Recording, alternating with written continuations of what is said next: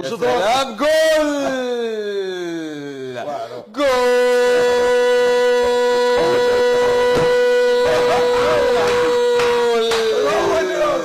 بالأربعة يا طلحة، رباعية يا جول 4 فعيل حسة دخيل. الله الله الله الله الله بالأربعة نبغى 3 يضربنا بالأربعة. رباعية في بركان ورباعية في رويبة.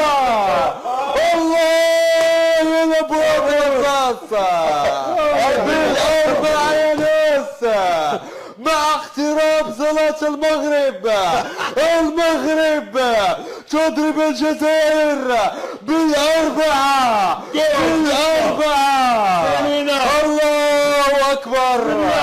رياضيا فاز المنتخب المغربي النسوي لأقل من 17 سنة على النظير الجزائري فوق أرضية ملعب سالم مبروكي بالبويران ب4 أهداف ل0 برسم إياب الدور الثالث من التصفية الإفريقية المؤهلة لكأس العالم بالدومينيكان.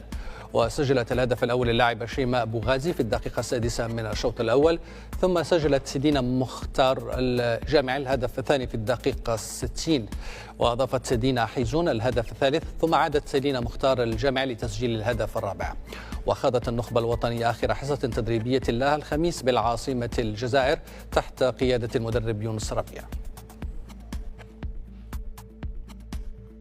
انسحبوا أمام الخريطة فانهزموا بجرة قلم ذهابا وإيابا ب6 أمام فتيات المغرب. الجزائر تنهزم برباعية ذهابا، واليوم في الإياب بالجزائر العاصمة رباعية أخرى نظيفة.